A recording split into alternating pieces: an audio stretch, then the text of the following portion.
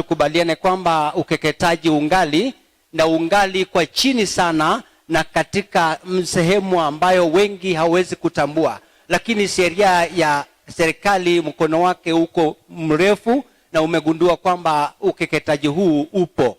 Na kwa sababu upo, serikali ilikuja na NGOs wa samani, World Vision, gavana wetu unatambua World Vision, lakini haikukwamisha. Serikali sheria yake ikakuja, lakini haikukwamisha. Mambo mengi yamesemwa kupitia CPOs, haijakwama. Kumbe tumegundua kwamba baada ya kukutana na wenzetu wa Samburu na wa Masai na wa Pokot ambayo utamaduni wao ni kama yetu, tukagundua kwamba the approach was wrong. And now by the Finland Bilateral program, wakagundua kwamba we must come from bottom up, not up bottom. Sasa wakagundua kwamba lazima tuanzie chini kwenda juu, na chini huo ni wao wazee ambayo wanasimamia jamii. Wakagundua kwamba wazee hawa, they have the authority to their communities, they have power with the communities, they can access the county government, they can access the national government, and they have authority over their families down there. Na kwa sababu hiyo, wazee wa mila, wazee wa Mlima Elgon wakatumika vile wazee wa Samburu walivyotumika ili ukeketaji ukwame katika sehemu yao. Na tukapata kwamba wageni wetu kwamba mlima wa Samburu, kaunti ya Samburu, walikuwa na milima 6 ambayo ni sawa na woti 6 ya Mlima Elgon. Kwamba kuna clans nyingi sehemu hiyo, ambaye pia kuna clans nyingi katika sehemu ya Mlima Elgon. Ili ikwame, those clans were to be approached katika Samburu. Na pia nasi tukagundua kwamba ili ukeketaji ukwame katika Mlima Elgon, ni lazima clans hizo nyingi ambaye ziko Mlima Elgon wakuwe approach ili waelezee watu wao katika mashinani ubaya wa ukeketaji wa wasichana. Na ndiposa tumetumia hawa wazee. We drew up our map. Our map was drawn after we visited Laikipia County attending the FGM National Day. Na tukagundua kwamba madhara mengi yako katika miongoni mwa the communities ambaye ni pastoralist, ambaye inafanana watu wetu wa Mlima Elgon. Na wao wamejitokeza ili ukeketaji uishe. Na kwa pamoja waliungana mikono ili kuona kwamba ukeketaji huu ambaye ni monster katika jamii yetu uweze kuwa imekwama. Ndipoza wazee hawa wakatumika, na nasi tukasema lazima tufikie wazee hawa. Kwa hivyo tumeanza jamani. Tumeanza na tuliona uanzilishi wa ukeketaji. Tukaambiwa na Masai na Samburu kwamba it was a sort of punishment to our women. Kwamba ukeketaji ukikata kitu chake hicho, basi uchu wake utakuwa umekwisha. Na ukiisha, basi ng'ombe wetu watalishwa malishoni na utarudi salama bila kupewa mimba na mtu mwingine yule bibi wako wa nyumbani. Those are the Masais, the Ma community, the pastoralists ambaye wa support sisi tuko miongoni mwao. Na tukaona kwamba umewachana nayo. Walipowachana, nasi tukasema hatuwezi kupaki nyuma. Ni lazima nasi tuachane. Kwa sababu walipowachana, they have signed a declaration of ending the FGM in their own area of jurisdiction. Na kila mtu anahusika katika sehemu hiyo. Nasi hapa Mlima Elgon tunataka kuhusika, na tumeanza mwendo huo ya kutembea pamoja kuona kwamba ukeketaji umeisha.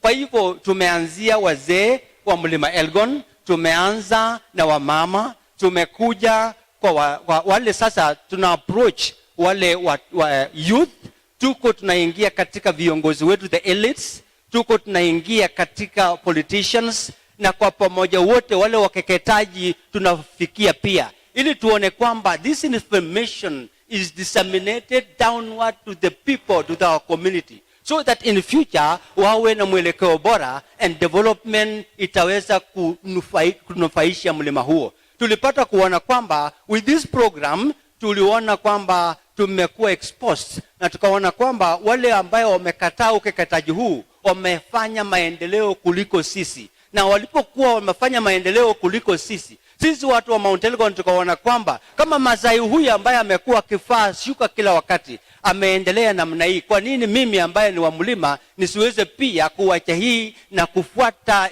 menendo ambaye serikali imeweza kuweka na kukataa, na nasi tuendeleshe mlima huo kama wale watu wengine kama hapa Bungoma chini ambaye hawakeketi wasichana wao. Na pia pana uju, kulikuwa na myths mingi tulielezwa, na hayo ndio tuko tunafanya wakati huu wageni wetu mashuhuri. Kwa hivyo kuna maswali ambayo kwa niaba ya wazee hao wameniuliza kwamba tunapokwisha kumaliza ukeketaji huu monster ni yapi ambaye tutasubstitute nayo, na wakapendekeza hivi kama serikali tukufu ya county ikiongozwa na governor wetu Lusaka na national government ikiongozwa na mama Jumwa, Aisha Jumwa the honorable, na ikiongozwa na the excellency Bikira, mlima huu ungepewa the cultural center ambayo watakuwa wanafanyia activities zao na wakikumbushana kwamba hii monster ambaye ni FGM ni mbaya mno, ili kila wakati tunakutana na kuelimishana na tuone kwamba tumenufaika kijinsia na tumenufaika kidevelopment. Kwa hivyo wananchi wetu watukufu, ni haya yote ambaye tulikuwa tunatembea naye na tungali tunatembea naye, na wametoa hivi wakasema kama kuna nafasi hawa wakeketaji ambayo wanakata wasichana wetu. Tulipata kugundua kwamba ukeketaji sio utairishaji. Circumcision is not mutilation. FGM is different from circumcision.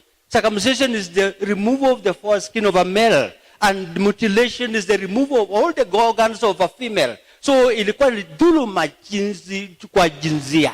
So it's against and violation of human rights. Tumepewa hiyo funzo, na sisi wachache ambaye tumepewa funzo hiyo ndio tunaelimisha watu wetu mashinani, uone kwamba Kenya hii na mlima huo pamoja tukitembea with the national government, with the county government, with the people from down there, we shall end up FGM as a monster, one of the components of gender-based violence. Thank you for listening to me.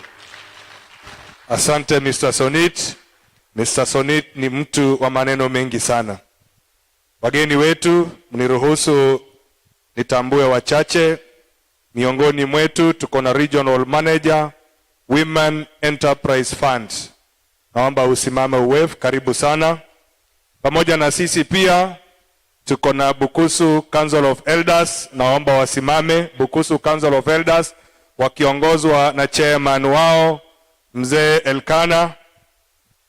Bukusu Council of Elders, asante, tumewatambua, karibuni. Pia miongoni mwetu tuna wale wana ujuzi na kujua mambo mengi sana ya ukeketaji, na kwa hivyo naomba mnipe ruhusa nimwalike Mama Ann Ndiema aje atupe mambo machache kuhusu mambo ya ukeketaji. Na tafadhali nikikupa muda na kupa airtime ya 2 minutes, maximum 3 minutes. Asante mama, karibu.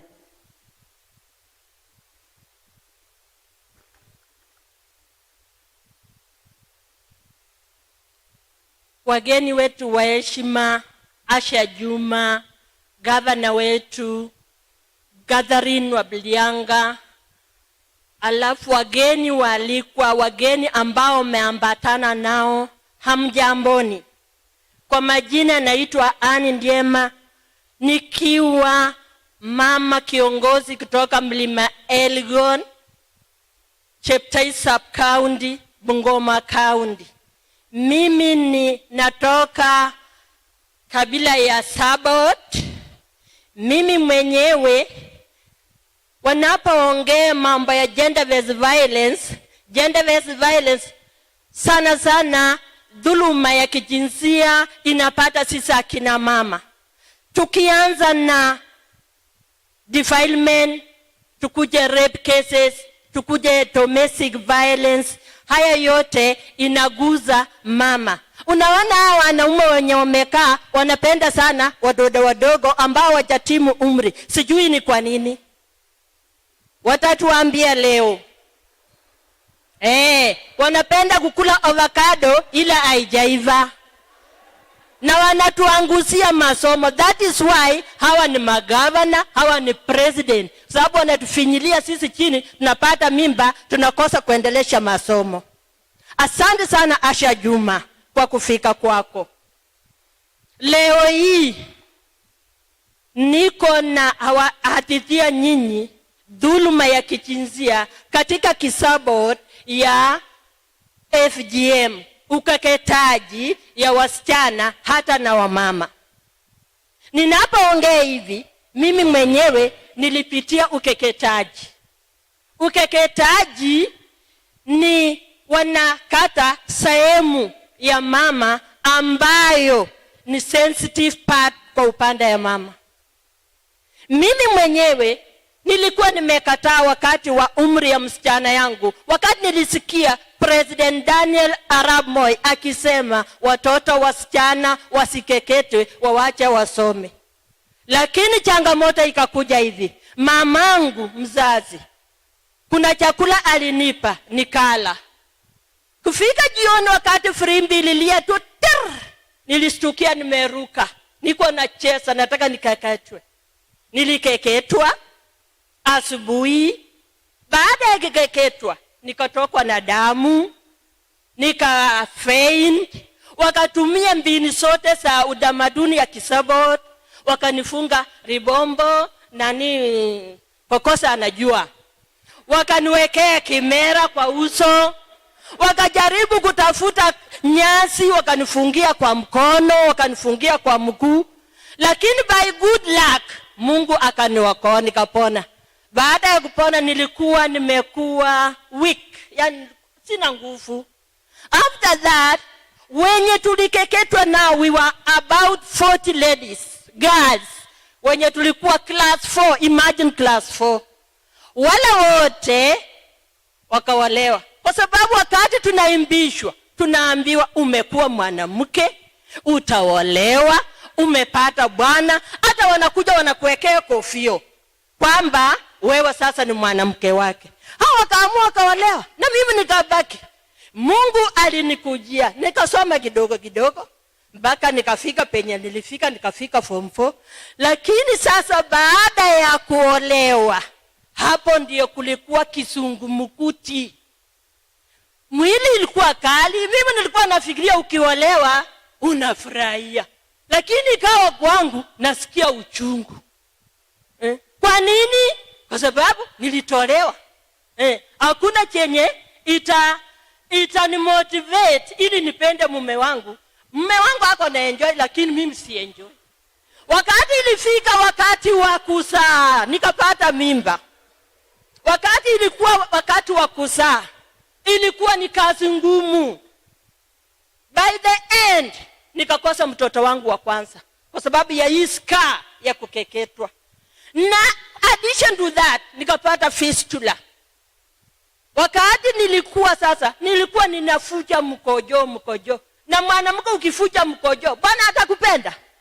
Atatoroka. Na kutoroka kwao, kwa wanaume wetu wote wa mlima Elgon, wanatoroka na wanatafuta yule atakeketwa. Tukajiuliza kwa nini? Na hata akiwa second wife, ataoa yule hawajamkeketa. Tukajiuliza ni nini? Kumbe ni ile network. Na sisi network yetu inashikia mbali mpaka wapepete jiko. Alafu tena ya hawa wenzetu wa Bukusu na wale wanatoka Uganda, hawa ni stima tu chap, na network imeshika. Kwa hivyo leo hii wakati tulipata hii mafundisho, na mimi mwenyewe acha niwaambie, unaweza kufa, unaweza poteza masomo. Na chenye ili tulikuwa inafanya tukeketwe, wazee wetu walikuwa nasema wanapata wealth. Tukikeketwa wanaleta ng'ombe, walete mbuzi, wahenge pombe, waenjoy rika. Lakini haya yote tulifanya. Kwa sasa tunaomba hivi, wakati tulikuwa training Kapsokoni, tuliitwa kwa leaders meeting. Tukafundisha mahadhari za kukeketwa. Nilipogundua kwamba wazee wetu wanatutoroka kwa sababu ya kukeketwa, ukweli Mungu moja, Ningejua penye hiyo organ yangu ilipelekwa, ningeenda warinurudishie nikuwa nayo, ili familia yangu ni enjoy vile wenzetu wa Bukusu wana enjoy. Na ninasema hivi, sitakubali. Niko sasa mimi mwenyewe niko naenda kuwa champion ya kufundisha wasichana na mama wenzetu wasikeketa wasichana. Tulikuwa na mama mmoja kutoka Chepkitari, alikuwa anasema hivi, amepanga mwezi wa 4 wasichana wake 4 wakekete. Lakini baada ya kupata hii masomo, alisema hata wahi kaketa, ako naenda kusimamisha alafu afundishe wasichana wake. Kwa hivyo ombi langu kwa Aisha Juma, gavana wetu Tobiala, tunaomba as Mount Elgon, kama tunaweza pata a rehabilitation center na a modern school where our girls can go and learn and go up to university. Kwa sababu niseme nini? Hizo mashule zetu wanaweka samati. Wakati mtoto anaenda shule, hawezi jua tofauti ya nyumbani na shuleni. Alafu tena, if wanaweza kututrainia TOTs ambao this generation wakienda wana mentor wengine wakifundisha hivyo watoto, ili tuwe na generation mzuri. Kwa sababu anasema hivi, ukifundisha mama, ufundisha msichana, utakuwa umefundisha taifa mzima.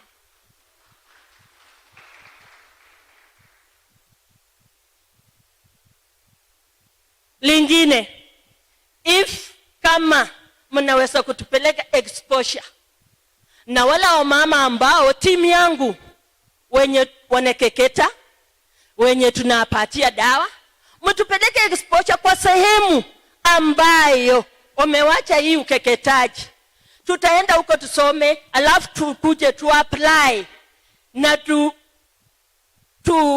eradicate hii ukeketaji. Hata twende Finland, twende ndege, tupandie ndege, nasi tujue wa Finland walifanya aje, wa Finland wamesoma kivipi, na wanatushindia nini. Asanteni sana, Mungu awabariki. Asante, tumpe makofi. Mimi nalikumbuka tu, mimi nimesikia tu network. Sasa hata sijui alikuwa anasema nini. Asante.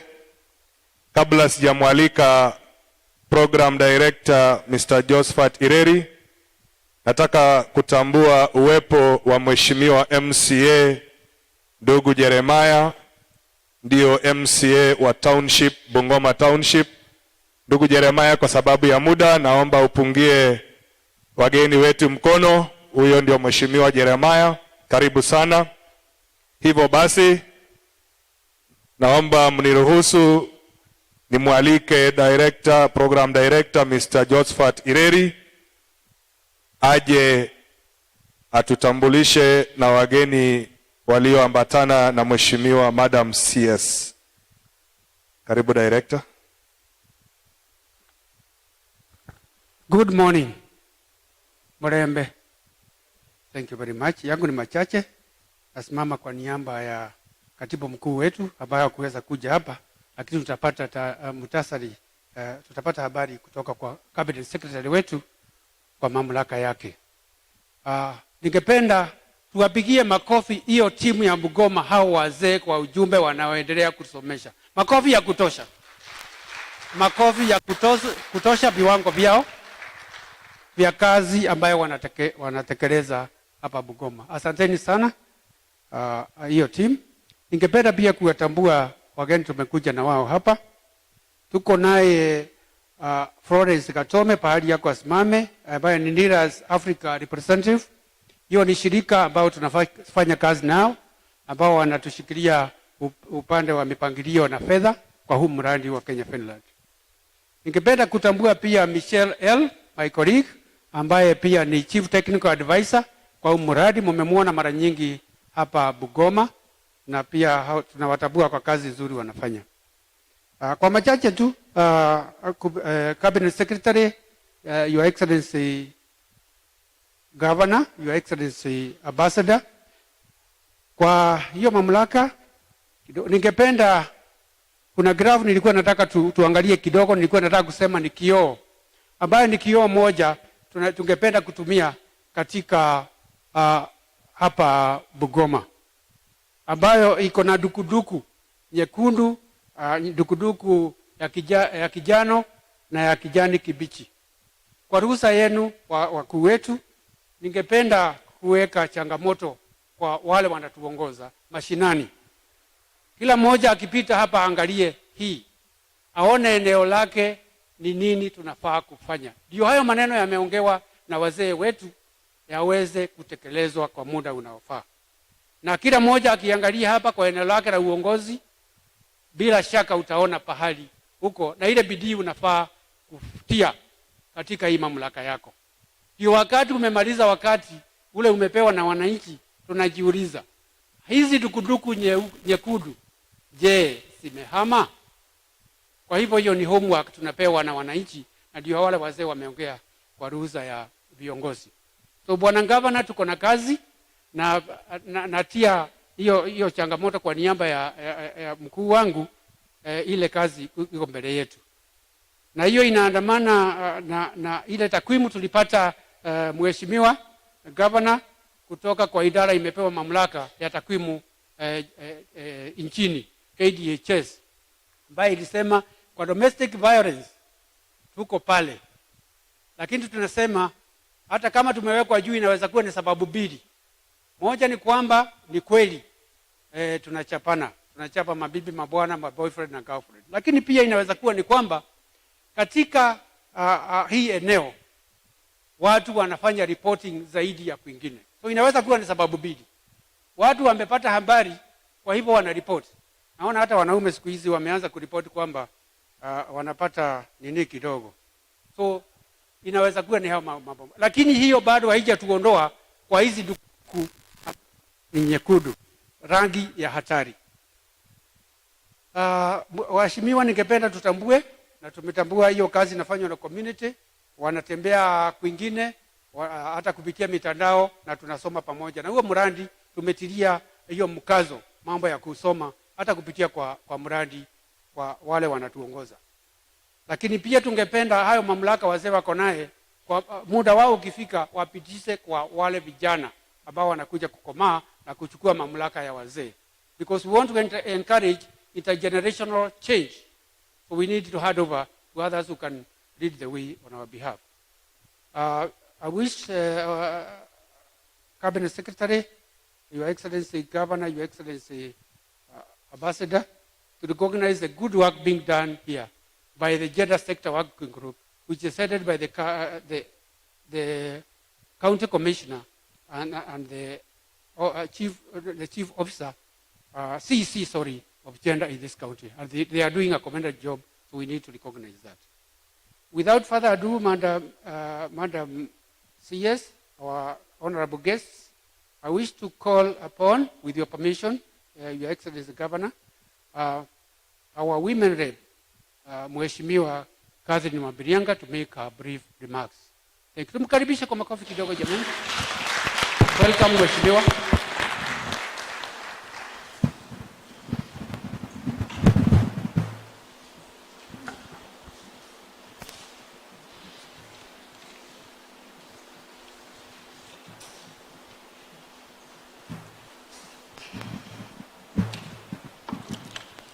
Thank you, Katibu, our Cabinet Secretary,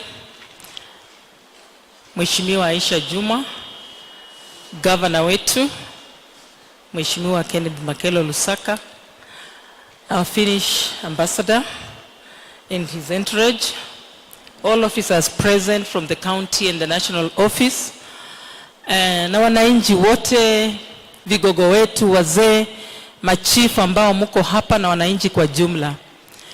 Jina langu ni Mama Catherine Mabirianga, Mama County wa Bungoma.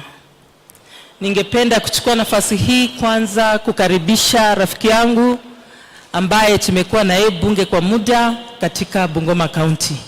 Mheshimiwa, karibu sana. She's a very able CS. We served with her in the last parliament and indeed she deserved this position. I also want to take this opportunity to congratulate her on her appointment as CS. And alongside Bungoma, we are blessed. We are not just having Aisha alone. In the recent appointments, we also got a CAS from Bungoma, Mheshimiwa Nancy Kibaba. Pigeni makofi tafadhali. And just again in the team, we have one of our own who is the CEO of NGAF. Just before I do my remarks, Roy, 1 minute. Thank you. Anaitwa Roy Sasaka na yeye ndio CEO wa NGAF.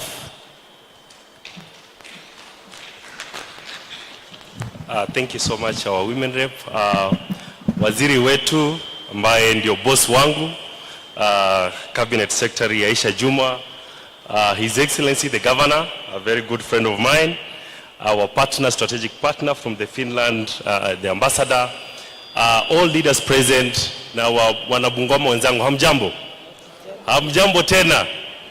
Mimi naitwa Roy Sasaka Telewa, mimi ni kijana yenu na natoka tu hapa, governor anajua kwenye natoka, na ni bahati kuwa wakati serikali inaundwa na wakati president wetu ana appoint akasema Bungoma pia wacha niwapatie CEO, na akanipatia mimi kazi ya kulead hii institution yetu inaitwa NGAF. Madam Waziri, ningependa tu kusema kuwa umeona wakati ulichukua ofisi ulisema kuna zile area ambazo utaangazia sana, na mimi kama mtoto wa Bungoma nataka kukushukuru kuwa hii program ukiangalia ambapo imewekwa Samburu, Bungoma na Kilifi, inamaanisha waziri ako na very keen interest ya ku make sure watu wa Bungoma hatujawachwa nyuma. Na ningependa kusema kuwa kupitia kwa ofisi ya NGAF na kupitia kwa ofisi ya wa county member of parliament Madam Catherine, tumeweza Madam Waziri kujenga a GBV center bigger, hata mheshimiwa ananiambia bigger than this, anasema Roy mention it is bigger than this, your excellency governor. And now the remaining section is how to operationalize the center, na ninajua Madam Waziri umetuelekeza kuwa the only way we can do this is through strategic partnerships, na tunataka kushukuru kuwa Finland iko hapa, na najua through strategic partnerships tutaweza ku make sure watu wetu wa Bungoma are taking advantage of the GBV center, na pia tume make sure watu wetu wamepata more opportunities. Thank you so much and asante sana Honorable Catherine. Asante sana Roy for those brief remarks. Niseme jambo moja kuhusu GBV. It is not a secret. We are almost leading in the whole country. And as a country, as a county, Mheshimiwa Governor, it is a challenge to us leaders. Tukishikana wote pamoja, I'm sure we'll curb this GBV. Personally, at my office level, apart from it not being operationalized officially, we have a team that voluntarily works in this county. My team, led by FSK, kuja tu hapa mbele, at least we acknowledge you. This young man leads the GBV center voluntarily, and he has done so well. When you see the van passing around, imeandikwa gender-based violence. He moves to different homes, gets the women, but we don't know where to put them because we cannot host them at the center. And even the young girls who get pregnant. Thank you. As I speak, we have over 800 girls that I took back to school using the NGAF money. They are now, walitoka kwa ndoa za mapema. Nikiongea hivi, kuna watatu whom I like referring to. One is already a Sadia. She was married, had 3 children, and she was a 3rd wife. I took her from that husband, supposed husband of that time, a 65-year-old. Took her back to Kibisi Girls. The girl scored a B+. She's now in the university about to finish. Last year we had cases, so many of them, who are now joining university just because we did not waste them. Nataka kushukuru ule mama ameongea kutoka Mount Elgon. You have said nothing but naked truth. Na hiyo ndio ukweli tunatembea, elekeze wasichana wetu na tuambie ukweli wa maneno. Tukiwaficha, the future is bleak for them. They will not enjoy anything. Mama si alisema ukweli? Hatutaki watoto wetu wapoteze network, hatutaki watoto wetu wapoteze masomo, hatutaki wasichana washindwe kumaliza masomo kwa sababu ya ukeketaji. And I want to also support her on one very important point. Fine, we have a GBV center in Bungoma. I know by the end of today it will be operationalized. But Mount Elgon deserves to have a GBV center. Because it is in that region, when we talk about early childhood pregnancies, utapata wasichana karibu 3,000 kutoka Mount Elgon. Na hao wasichana wana haki ya kuenda shule kama msichana mwingine. Personally, I'm a product from there. My mother comes from Mount Elgon, na nyinyi mnajua. Kama kweli angekuwa amekeketwa na singesoma, ningepelekwa Ningekwete, ningekuwa nimefika hapa. So I want to really support that lady who spoke here, and you spoke it very, very candidly. I welcome the Finnish government to work with the leaders, local leaders that you have seen. And I know it's a program that will trigger from down, and it's going to assist our girls. I am ready to come in at any level. Mimi si mwana siasa tu ule utaweka siasa. I have to come in because as a mother, as a parent, as a leader, we must stop this. This is a very shameful act to our county, and if we don't wake up as leaders, it's going to continue. But with this program, I am certain that we are going to manage. Finally, Waziri, before I sit down, I want to make an appeal to your office. We have a GBV center. It is fully furnished. We're only lacking a few things to make it move. We have safe houses where we can put our girls, we can put our women, baada ya kutendewa hiyo kitendo. But we are lacking ways of how to operationalize it. In partnership with the county government, I am sure if some of these workers that are there on temporary basis, plus the secondment of government workers, either nurses, police officers, councillors, if they are seconded to that center and we work together, we will move somewhere and we'll stop this GBV. So that is my kind appeal today, Madam CS. As you stand here, I know you're going to give us a good answer. And finally, before I sit, na hii nayo ni ya mambo ya serikali.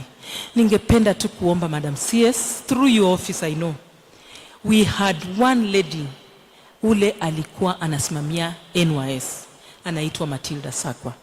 As we speak, she's no longer in office. Please consider a person from this region akuwe her replacement, because we don't want as a region tukipoteza mtu hatupati replacement. And worse still, she was a lady.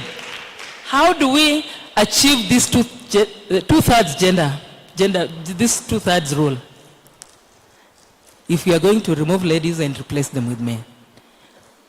Si lazima tufanye jambo. My appeal, I know Aisha, as you stand here, you're my good friend. You're going to give us some substantive answer. Sitaki kuenda maneno mingi kwa sababu saa imeisha na madam is catching up with the flight before 3. I want to stop there. And program master, I can continue? Thank you. I think from there, I think we are moving on to the signing. Some more speeches. Thank you. You can come and take over. Asanteni sana kwa kunisikiza na to move pamoja hii mambo ya gender based violence tuyamalize hapa Bungoma. Hiyo makofi kweli yatosha. Thank you very much, our women rep, for the message that you have delivered to us. Before I call upon our ambassador, because we are talking about a tripartite agreement, the journey we have taken together, I wish to recognize the presence of Anu. Wherever you are, Anu, please stand and raise your hand. She is the head of cooperation, and I will tell you why we must recognize them. Madam, also thank you very much. Faith Kasiba, who was a former Secretary Gender and now advisor to the CS, please raise your hand.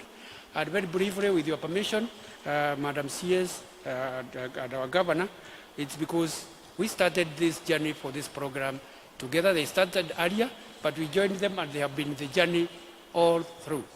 So they understand this program very well, Madam Kasiba here, and Anu, they have been a strong support for this program. So we give them a clap also.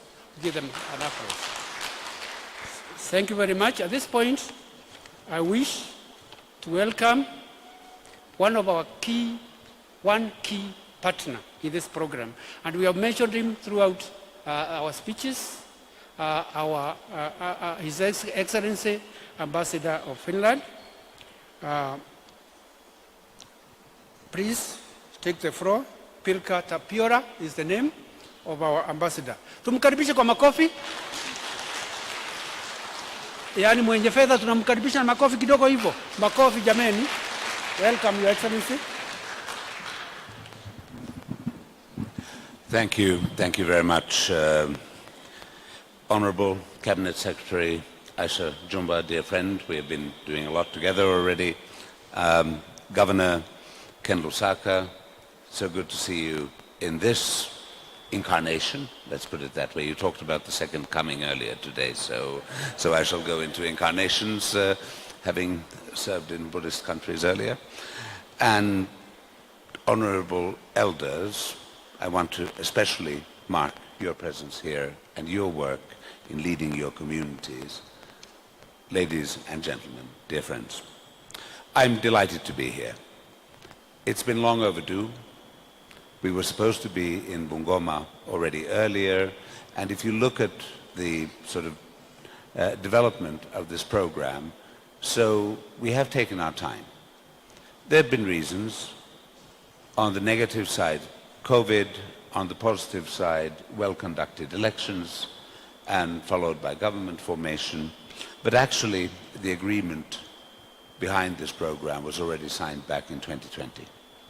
In 2021, about a month after I had arrived in Nairobi, we had a launch of the program, and now we are here in Bungoma to sign a very important MOU. I'm delighted to be here.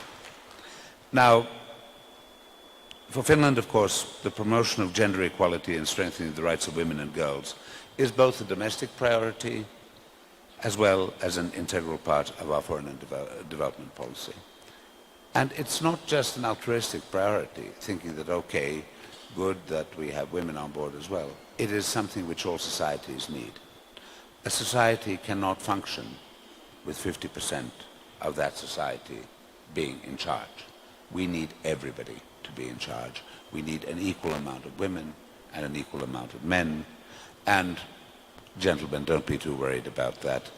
I'm the only male Finnish ambassador in Sub-Saharan Africa, and I feel quite okay about it. So, I mean, it's not a bigger problem.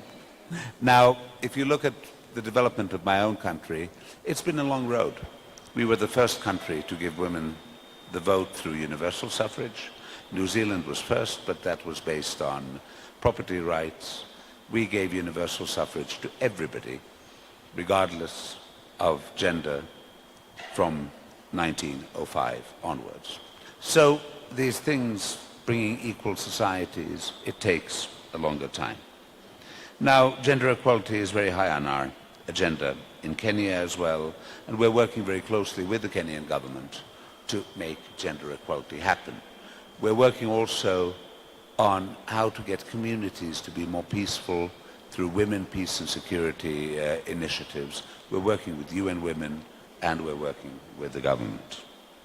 Now, I mentioned that the agreement behind this program was signed already back in 2020. Now, we chose to work, and it was very much a choice by the Kenyan side, to work with 3 counties, all of them quite prolific in GBV, but all quite different in the profiles. Those counties were Bungoma, Kilifi, and Samburu. The CS and I were last week in Samburu. Kilifi was done between the embassy and us earlier. We were supposed to be here last autumn. We were supposed to start with Bungoma, but, well, you know, government formation, schedules, so on, so please forgive that we're here only now, but we're here. Now, you mentioned the demographic and health survey from 2022. And I have to say I was very impressed listening to the governor at a meeting we had earlier today, and his very strong commitment to take these very sad figures of 62% of women in Bungoma having experienced physical violence since the age of 15 and 30% having experienced sexual violence. These figures are dramatic, but there's also a silver lining in them, in that the figures are there. It means that the people of Bungoma are willing to answer honestly to surveys and willing to say, hey, we have a problem. Let's deal with that. And I am very convinced of the governor's leadership and the leadership of the elders in dealing with this. We're very happy with this commitment. Now, you've heard the objectives of the program, so I will not repeat those. I will just say that we really want to see a lasting improvement, a change. And I want to thank CS Aisha Jumwa and her wonderful team for a very strong commitment, which we feel from the central government side. Kenya actually has a solid legal and policy framework for gender equality. But there is always three things which need to happen: implementation, implementation, and implementation. And this is where we are now. The laws are there, but it is up to all of us, it is up to people to make those laws applicable and to make sure that those laws actually govern, that the police are there, that the courts are there, and that people are safe. And very importantly, that attitudes change. Education is key, but discussion among society is equally key. Now, on the FGM front, I've been extremely encouraged by both the former President Uhuru Kenyatta and the current President, His Excellency Dr. William Ruto, having said both very clearly there is no place for FGM in Kenya. There is a very strong continuity there, and I was very happy to see that the elders from Samburu and from Mount Elgon got together and talked about these issues. We need leadership, and we need this leadership on the level of communities. Now, living a life without violence is a fundamental human right, but this human right will not be there without a social discussion, a societal discussion, and I know that culturally there are very many very sensitive issues. And that's why I have to say I really admire the work of the elders. I admire the previous speakers we have heard here for talking about these issues. And there is a very simple message here. No one should be hurt, cut, or assaulted. And gentlemen, real men don't hurt women or girls. And that's a message which needs to go out there. So, in Bungoma, we note the good dialogue, we note the importance of private sector, and we note the importance of civil society. We're also funding the Kenyan Red Cross, fighting GBV, in the same counties which I mentioned. This is important work. Thank you to the government for your commitment. Thank you to the communities for your commitment. Let's really work together to make gender-based violence and FGM a thing of the past. Thank you.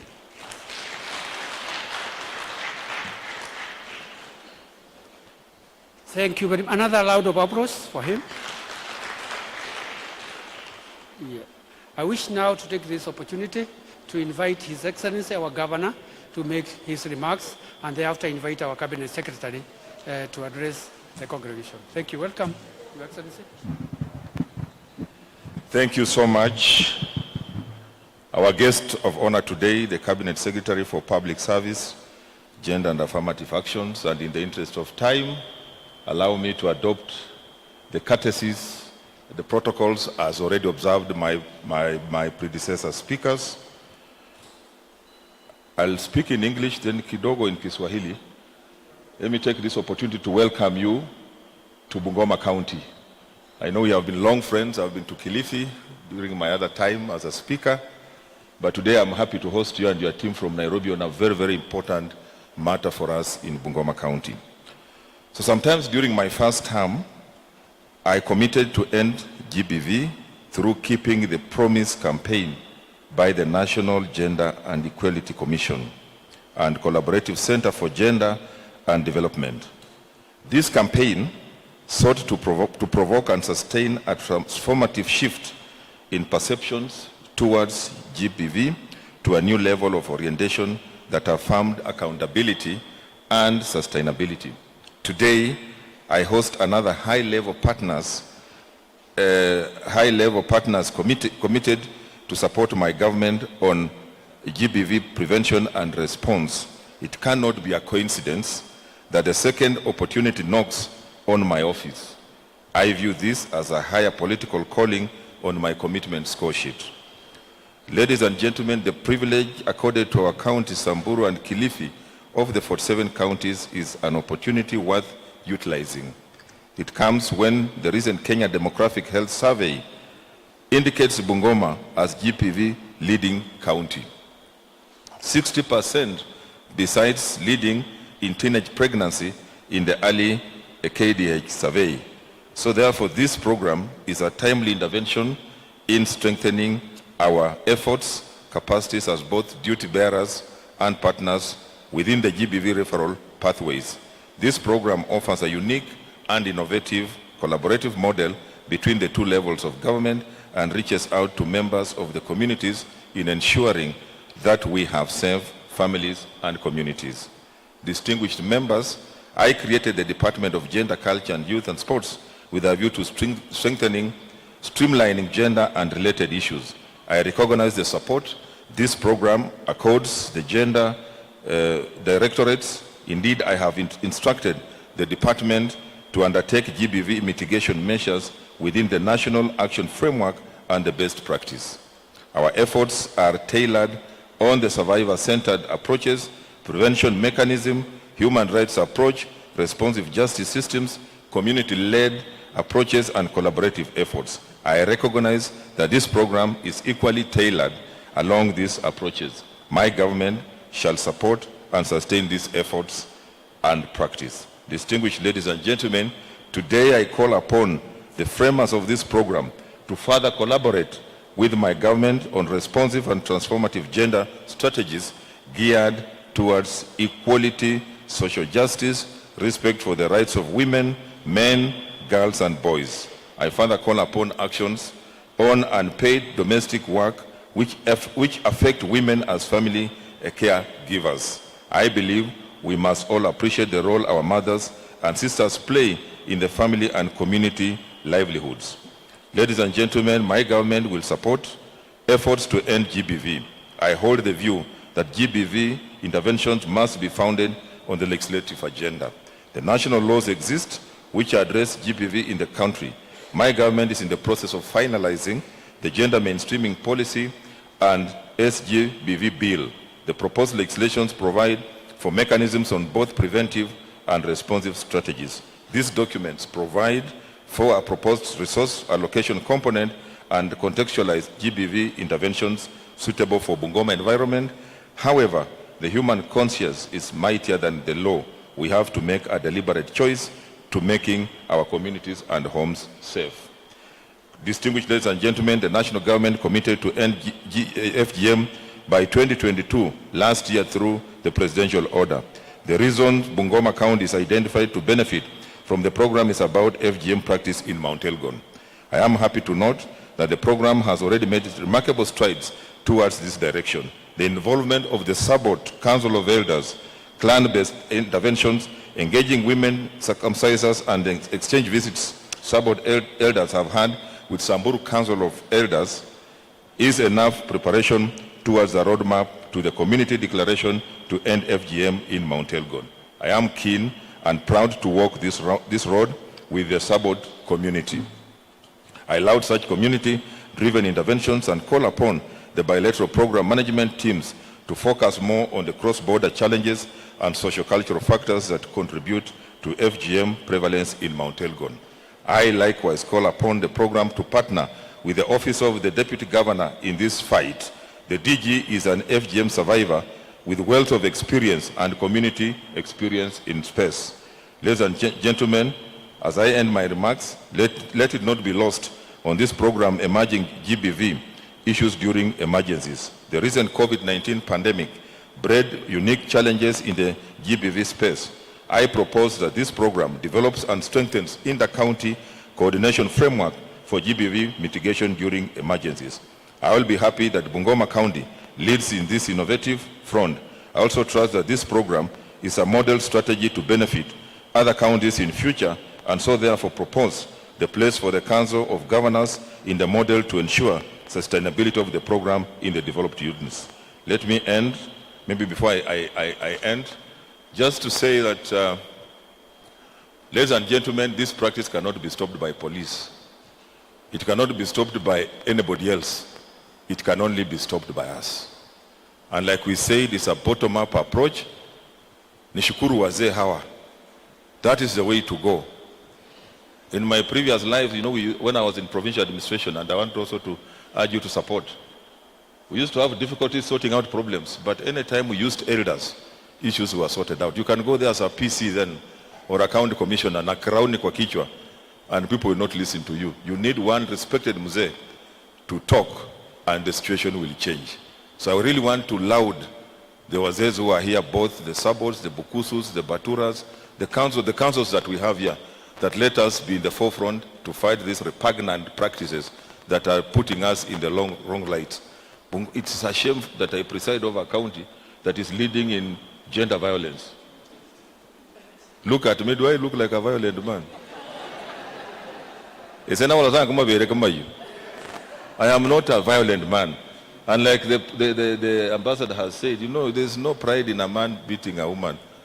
Go and beat your fellow man if you are man enough. And you don't get what you want to get by fighting. You negotiate, talk, use diplomacy. And I like what Anne said. She's a very strong lady from Cheptais. I've known her since those years when I was there. She was so accurate that those who are encouraging FGM go for those who have not been FGM'd. So why are you punishing people? It's against human rights. We must really stop it. And we must turn the figures in Bungoma. Let's excel in education. Let us be top in agriculture. Let us be top in health. Let us be top in all other things. But to be number one in violence is a total shame. We cannot allow that. It must stop. And you are going to help us stop it. Waziri, I want to thank you for finding time. When you see a whole cabinet secretary, she has another function today at 3, and a whole ambassador come here in person. That shows you the seriousness with which they are taking this program. We don't take it for granted. And I will be following up with my great friend, the ambassador, to work out on the things that we have been requested. I think they are valid points. They have asked for a cultural center in Mount Elgon. That will also collaborate with the national government and yourselves, and we'll see whether we can also put in some money. Then we must also encourage alternative rites of passage. I know like the Maasais have already adopted, instead of going for GM, they have adopted an alternative where the women are brought together, men are brought together, and then something else is done. Because we must also change to graduate from childhood to manhood or womanhood without going to those practices that are even dangerous. They have also asked for a hub center. I think we'll also see what we can do. And of course, there was a very ambitious request that they want to benchmark in Finland. I will discuss with the ambassador so that we can see, maybe we can take Anna and one other lady to go and benchmark and see. It is doable. Here in inawezekana, it's not impossible. Ni kutafuta ticket, if it will add value. Ni kutafuta ticket, wende tuambie ambassador atafute hoteli huko, wende uone vile watu wanakaa huko. Tuwachane na hii vitu ambayo inatuletea aibu ati tunakaa hapa na mzungu kuongea vile tunakatana. Bure kabisa. Naambia hata mnapoteza network. This is very serious. Na watu wanataka network. Sasa hii mambo ya kupoteza network hiyo lazima tuachane nayo. and then early pregnancies. Your Excellency, our ambassador and Waziri, you know, I was a PS in the Ministry of Livestock Development, and I learned a lot. That there are only 2 animals in the world that have sex for fun: human beings and dolphins. The rest of the animals only mate for reproduction. That is a fact. Wanyama wawili, human beings and dolphins. And Waziri was sharing, she was in Matungu campaigning, she saw very many people pregnant. The number of pregnant women who were there, 3/4 were pregnant. Which means kwa ile kupata, enjoyment, you end up producing more. And you're also producing with people who are still underage. So you wacha tuachane na hizo practices, so that if you engage in anything, let it be for reproduction. Lakini not just for leisure na hii vitu ambayo inatuletea shida mingi. Nikimalizia, as your governor, I want to urge you, mambo ya maandamano tuachane nayo. I had urged you last time that this is time to progress. Let's move. Elections are behind us. The country is now moving forward. The government is doing what it can. I'm also doing what I can as your governor. So mambo ya kusema turudi kwa barabara, I told you, if you want to go back to barabara, first of all, practice well, buy rubber shoes, because it's not a joke. You will run and run. Sio mchezo. So wacha tuachane hivi vitu ambayo itaturudisha. We already have a problem of GBV here. So why do we want to add another one, kwenda kwa barabara and demonstrating, uende upigwe urudi na macho kwa mfuko? I don't want to take more time. But my people are good people. They always listen to us. They listen to our leaders. Members of provincial administration, these days it's called national government through your county commissioner. Asanteni sana. We've not had a problem working together. I have been there, and let us collaborate so that we fight the problems that we have as a team. Mimi nitawasupport. Wewe hata mkikosa mafuta ninaweza kuwapatia kidogo, sababu I know you have a lot of challenges as county commissioner na watu yenu. Mimi kiti yangu iko juu kidogo, ili tuweze kufanya kazi, tupambane na hii mambo ya GBV. Let us now all be upstanding to welcome our distinguished Waziri. And we have given you a good young girl as your CS from here called Nancy Kibaba. Welcome her, nurture her, and I know she will do a good job for us. Asante sana, karibu Waziri.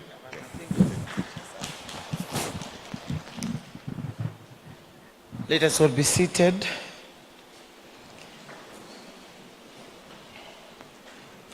His Excellency, the Governor of this great county, Honorable Lusaka, His Excellency, the Ambassador for Finland to Kenya, His Birkat Tapiola, Madam Catherine Wabilianga, our Vice Chancellor, Kibabi University, Professor Isaac Ipara Odeo, the County Commissioner Bungoma, all protocol observed, distinguished ladies and gentlemen, good morning. Or is it afternoon? Good afternoon. Kwanza nataka nichukue nafasi hii ni some ujumbe wa serikali kwa lugha ya Kiingereza. Alafu mnajua mimi ni Mswahili sanifu, kwa hivyo nitaongezea kidogo.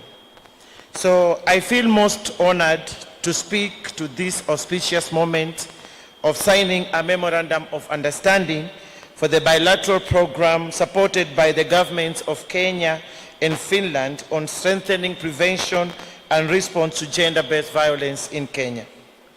It is important to mention that the program is well aligned with the Kenya Kwanza 9-point agenda for empowerment of women generally and specifically for the campaign to end all forms of violence that is based on the gender of a person.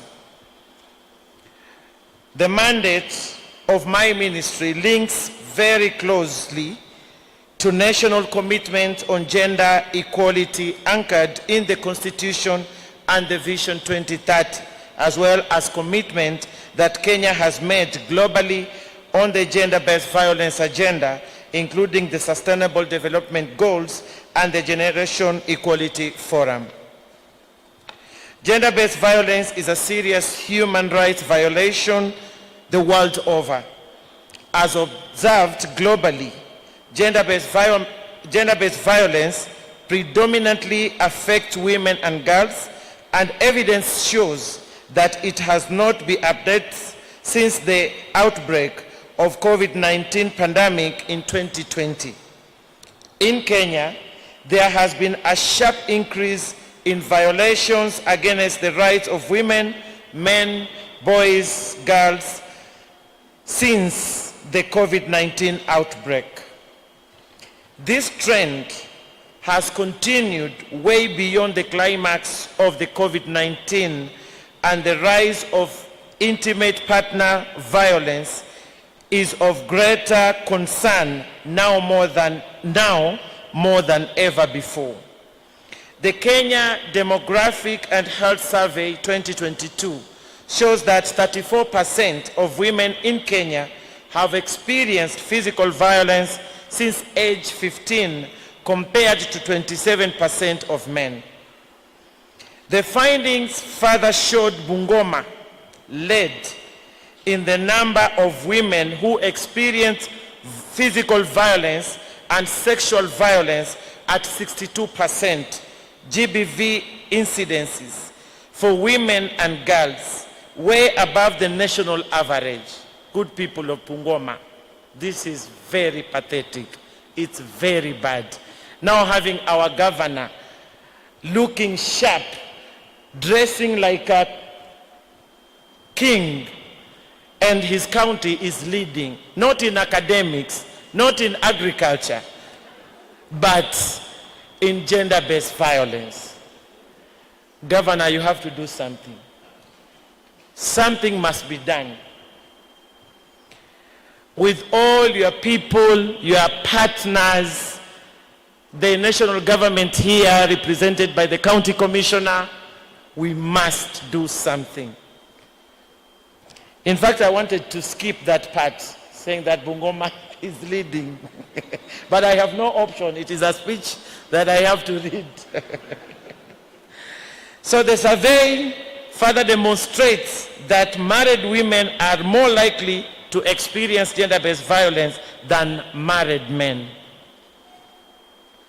Moreover, child marriage and female genital mutilation are serious forms of gender-based violence in Bungoma County and continue to pose greater health, social and economic challenges to women and girls, in addition to imposing a heavy cost delivery of health and other social services.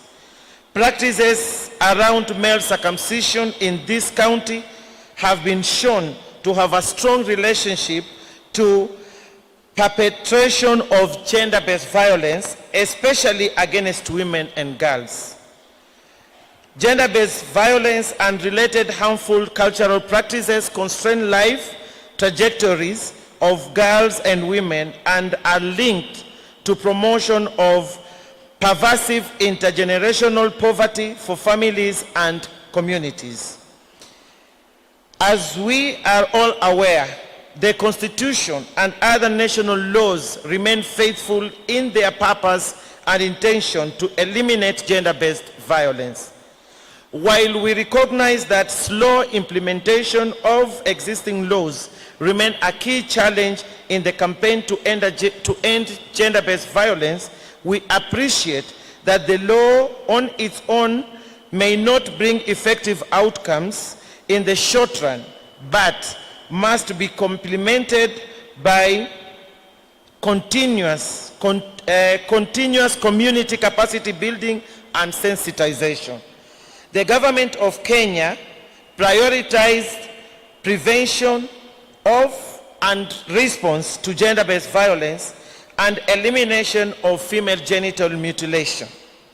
It is my hope that Bungoma County, in turn, has entrenched gender-responsive budgeting in its current county integrated development plan to facilitate gender-based violence interventions through the plan period.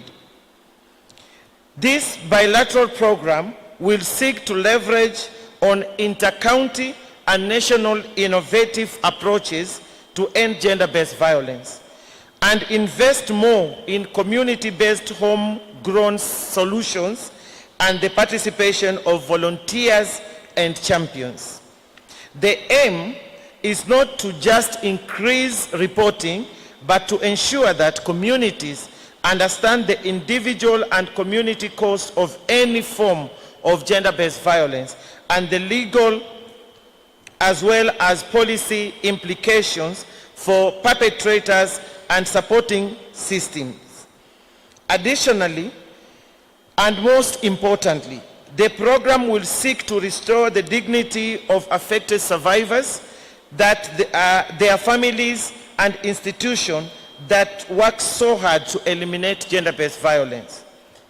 To this end, the program will encourage inter-community and inter-county learning by moral duty bearers, including religious and opinion leaders, elders, and Moran, through embracing good practices both from within their communities and from other communities.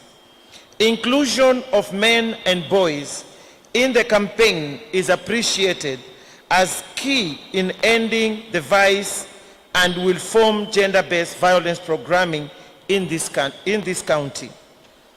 The program will specifically target sections of the community that have previously been marginalized and who have a significant stake in the practice and who may be in a main resource in the campaign to end the vice.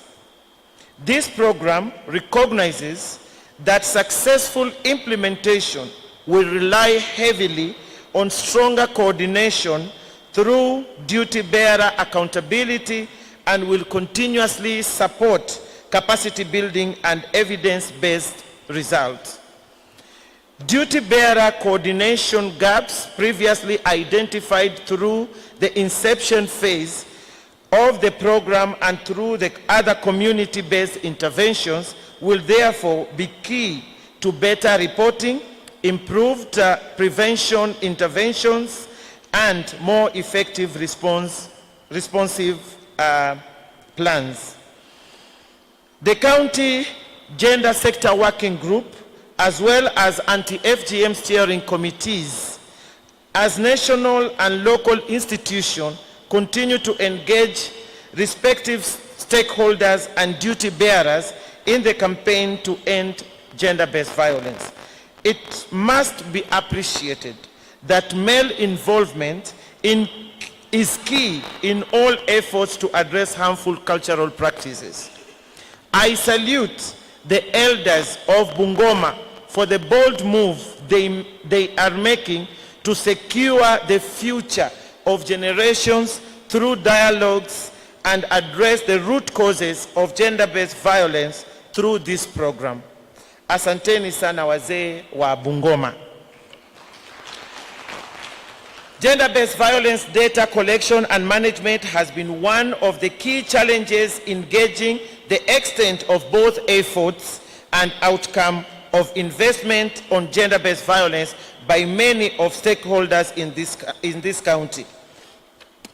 As the ministry responsible for coordinating issues gender-based violence nationally, we are working with the National Bureau of Statistics and other stakeholders to improve gender-based violence data sources, availability, and management. This has been long overdue, and it is my hope that soon as we shall be able to have a national gender-based violence database that is accessible, reliable, and responsive for planning and interventions, and that this county will anchor its interventions in generation, documentation, and use of such data. This effort, once in place, will ultimately help us to get value for investment, avoid duplication and wastage, and redirect resources where they are most needed. Our commitment as government to integrate and entrench gender into national development as well as county and institutional programs is well demonstrated by the fact that gender mainstreaming is now a key performance indicator for all MDAs. The government of Kenya, in partnership with counties, development partners, and stakeholders, has continuously rolled out advocacy and awareness campaign on gender-based violence and female genital mutilation through print media, national and local community media stations, national government administration officers, and other stakeholders. I wish to invite this county to invest in media and other digital platforms to highlight gender-based violence incidences towards strengthening prevention and response. There is continuous mapping of shelter and safe spaces to guide survivors and communities on where they can seek and receive support. This is a worthy investment, especially for the counties where this program